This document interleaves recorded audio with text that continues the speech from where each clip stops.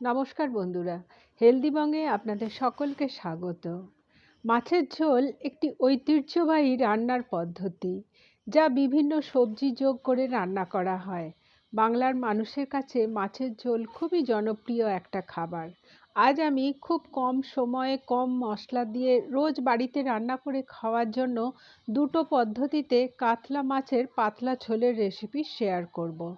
চলুন তাহলে দেরি না করে মাছের ঝোলের রেসিপি জেনে নেওয়া যাক। প্রথমে কড়াতে সর্ষের তেল নিয়েছি, আর তেলটা গরম হয়ে গেলে এতে সব মাছগুলো এক এক করে দিয়ে ভেজে তুলে রেখেছি। বাকি মাছ ভাজা তেলেতে কপিগুলো দিয়ে দিচ্ছি। কপিগুলো এইরকম একটু বড় সাইজ করে কেটেছি। কপিগুলো একটু বড় করে না কাটলে ঝোলের মধ্যে কপিটা গলে যেতে পারে। তারপর এতে অল্প একটু নুন দিচ্ছি আর অল্প একটু হলুদ গুঁড়ো দিচ্ছি। নুন হলুদ দিয়ে কপিটাকে সময় নিয়ে একটু লাল লাল করে ভেজে নেব। তারপর একটা প্লেটে তুলে রাখবো। বাকি তেলেতে হাফ চামচ মেথি ফোড়ন দিচ্ছি, আর তার সাথে দুটো কাঁচা লঙ্কাকে চিড়ে দিয়ে দিচ্ছি। ফোড়নটা একটু ভাজা হলে তেলেতে দুটো আলুকে ডুমো ডুমো করে কেটে দিয়ে দিচ্ছি। আলুগুলো আমি অল্প একটু সেদ্ধ করে নিয়েছি, আর হাই ফ্লেমে আলুটাকে 2 মিনিট ভেজে নিচ্ছি। আলুটা ভাজা হয়ে গেলে এতে এক এক করে মশলাগুলো দিয়ে দেব। প্রথমে হাফ চামচ আদা বাটা দিচ্ছি, তার সাথে একটা টমেটোকে পেস্ট করে দিয়ে দিচ্ছি। হাফ চামচ হলুদ গুঁড়ো দিচ্ছি, তার সাথে হাফ চামচ ধনে গুঁড়ো দিচ্ছি, হাফ চামচ জিরে গুঁড়ো দিচ্ছি, আর হাফ চামচ লঙ্কা গুঁড়ো দিচ্ছি। মশলাটাকে 2 মিনিট একটু কষে নিচ্ছি।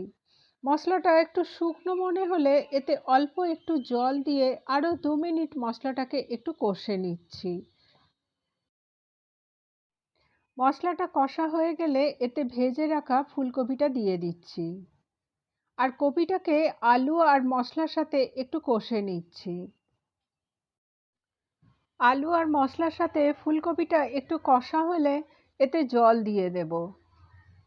জলটা নিজেদের পছন্দ মতো পরিমাপ করে দেবেন, আর তার সাথে স্বাদ মতো নুন দিচ্ছি। গ্যাসের ফ্লেমটা হাই করে ঝোলটা ফুটে ওঠা পর্যন্ত অপেক্ষা করব। ঝোলটা ভালো করে ফুটে গেলে এতে ভেজে রাখা মাছগুলো দিয়ে দিচ্ছি, আর তার সাথে অল্প একটু ধনেপাতা কুচি দিচ্ছি। এখন মিডিয়াম ফ্লেমে মাছের ঝোলটাকে 3 থেকে 4 মিনিট একটু ফুটিয়ে নেব, যাতে ঝোলেতে মাছটা সেদ্ধ হয়ে যায় আর মাছের ভিতর ঝোলের রসটা ঢুকে যায়। সবশেষে অল্প একটু গরম মশলা গুঁড়ো দিয়ে ঝোলের সাথে নেড়ে মিশিয়ে দিচ্ছি, আর গ্যাসের ফ্লেমটা অফ করে দিচ্ছি। গরম গরম ভাতের সাথে গরম গরম ফুলকপি আলু মাছের ঝোল পরিবেশন করুন। মাছের ঝোলের আরও একটা রেসিপি করার জন্য কড়াই সর্ষের তেল নিয়ে তেলটা গরম করে নিয়েছি, আর তাতে একটা তেজপাতা দিচ্ছি, আর হাফ চামচ জিরে ফোড়ন দিচ্ছি, আর তার সঙ্গে কয়েক টুকরো দারকার দিচ্ছি। ফোড়নটা একটু ভাজা হলে তেলেতে কয়েক কোয়া রসুনকে কুচিয়ে দিয়ে দিচ্ছি, আর তার সাথে একটা মিডিয়াম সাইজের পেঁয়াজকে কুচিয়ে দিয়ে দিচ্ছি। পেঁয়াজ রসুনটা অল্প একটু ভেজে নিচ্ছি, আর পেঁয়াজ রসুনটা ভাজতে ভাজতেই তার সাথে দুটো কাঁচা লঙ্কাকে চিড়ে দিয়ে দিচ্ছি। এখন পেঁয়াজ রসুনটাকে লাল লাল করে ভেজে নিচ্ছি, আর পেঁয়াজটা ভাজা হলে এতে একটা মিডিয়াম সাইজের টমেটোকে কুচিয়ে দিয়ে দিচ্ছি। টমেটোটাকে পেঁয়াজের সাথে 2 মিনিট একটু ভেজে নিচ্ছি। টমেটোটা একটু নরম হয়ে এলে একটা বড় আলু আর একটা গাজরকে ডুমো ডুমো করে কেটে কড়ায় দিয়ে দিচ্ছি। আলু গাজরটা অল্প একটু সেদ্ধ করে নিয়েছি। আলু গাজরটাকে 2 মিনিট পেঁয়াজ রসুনের সাথে একটু ভেজে নিচ্ছি।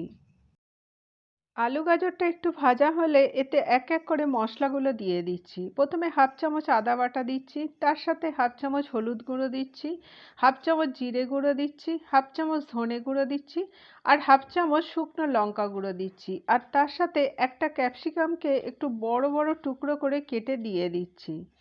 মশলা আর ক্যাপসিকামটাকে 2 মিনিট একটু ভেজে নিচ্ছি। মশলাটা একটু শুকনো মনে হলে এতে অল্প একটু জল দিয়ে আরও একটু মশলাটাকে কষে নিচ্ছি। মশলাটা ভালো করে কষা হয়ে গেলে কড়াতে পরিমাণ মতো জল দিয়ে দিচ্ছি,